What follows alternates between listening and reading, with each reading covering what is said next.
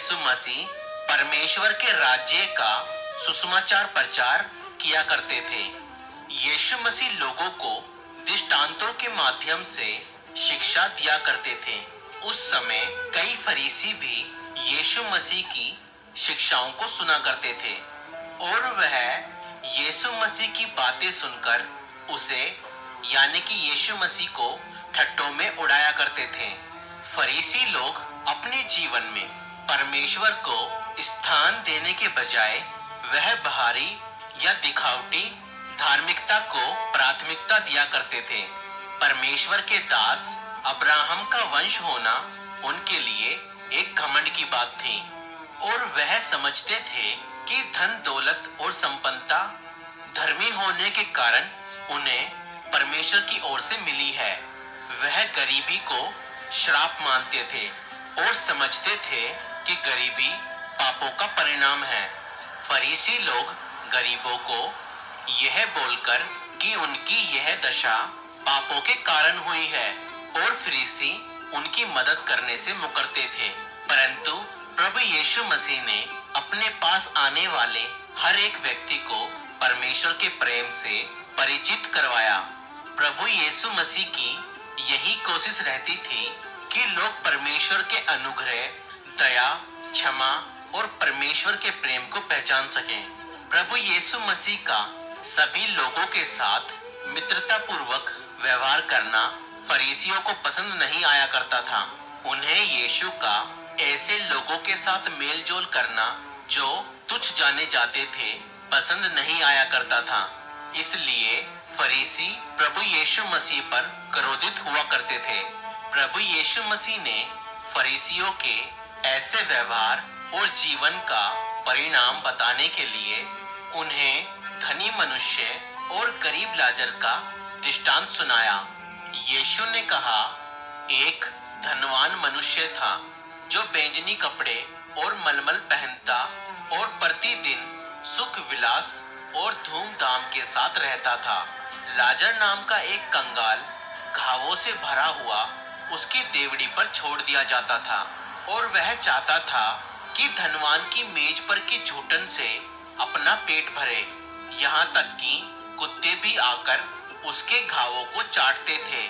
ऐसा हुआ कि वह कंगाल मर गया और स्वर्गदूतों ने उसे लेकर अब्राहम की गोद में पहुंचाया और वह धनवान भी मर गया और दफनाया गया और अधोलोक में उसने पीड़ा में पड़े हुए अपनी आंखें उठाई और दूर से अब्राहम की गोद में लाजर को देखा।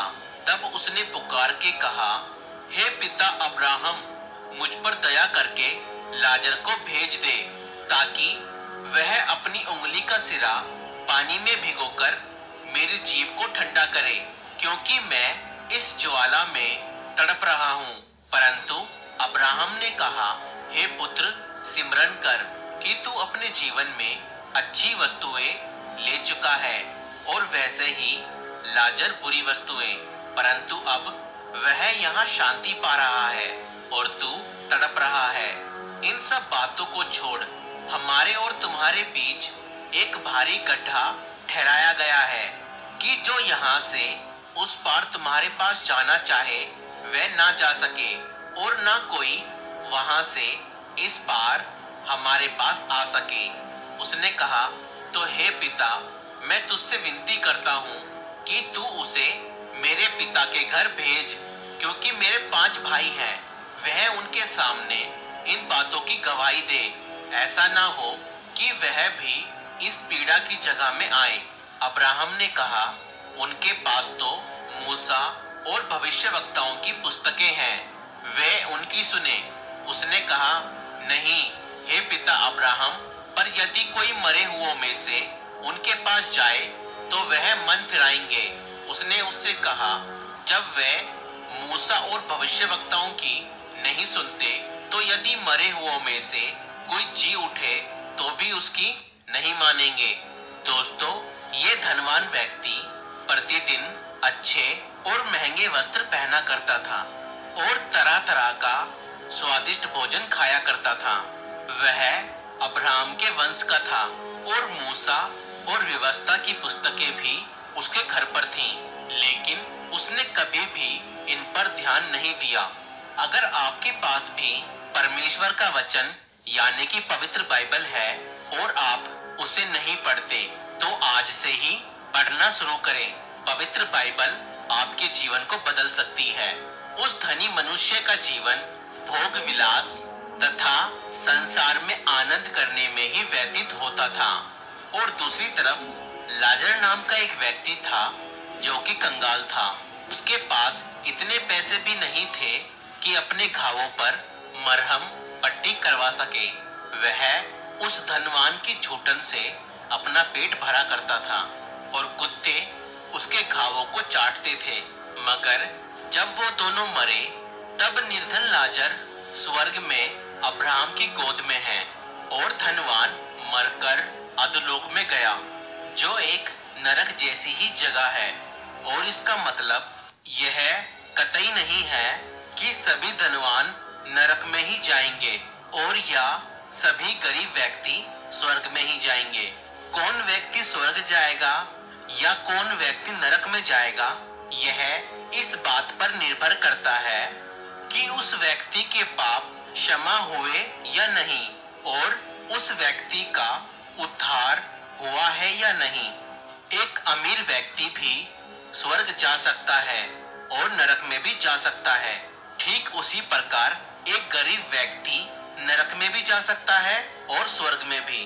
परमेश्वर धनी या अमीर होने को बुरा नहीं कहता। बुराई तब है जब मनुष्य में क्षमता होने पर भी वह भलाई नहीं करता। एक धनवान व्यक्ति भी विश्वासी हो सकता है और स्वर्ग जा सकता है। इसका सबसे बड़ा उदाहरण अब्राहम है, जो कि बहुत धनवान था, फिर भी वह अपने विश्वास और परमेश्वर के साथ वफादारी और भलाई से चलने के कारण आज स्वर्ग लोक में है। ठीक इसी प्रकार एक गरीब व्यक्ति भी अविश्वासी हो सकता है और नरक जा सकता है। इसका सीधा सा मतलब यह है, अगर मरने वाले व्यक्ति ने अपने पापों की क्षमा नहीं पाई है तो वह नरक की आग में डाला जाएगा। वहीं दूसरी तरफ अगर मरने वाले व्यक्ति ने अपने पापों से क्षमा पा ली है और परमेश्वर के साथ खराई और पवित्रता से चलता है, वह व्यक्ति ही स्वर्ग जा पाएगा। आज से 2000 साल पहले परमेश्वर पिता ने अपने एक लौते पुत्र प्रभु यीशु मसीह को हम सभी के पापों के खातिर क्रूस पर बलिदान होने के लिए भेज दिया, ताकि हमारे पाप क्षमा हो सकें। और प्रभु यीशु मसीह मरकर तीसरे दिन मुर्दों में से जी उठा और स्वर्गीय पिता ने प्रभु यीशु मसीह के हाथों में स्वर्ग और पृथ्वी का सारा अधिकार दे दिया। और यहाँ तक कि आज यीशु मसीह के नाम से हमारे पाप क्षमा होते हैं। प्रभु यीशु मसीह वह मार्ग है, वह सीढ़ी है जो हमें पिता तक पहुंचाती है। जो यीशु मसीह को अपना उद्धारकर्ता ग्रहण करता है, उसके सभी पाप क्षमा किए जाते हैं और वह परमेश्वर की संतान बन जाते हैं। अगर आप चाहते हैं कि आपके पाप भी क्षमा किए जाएं, तो आप आज ही प्रभु यीशु मसीह को अपने जीवन में अपना उद्धारकर्ता ग्रहण कर सकते हैं।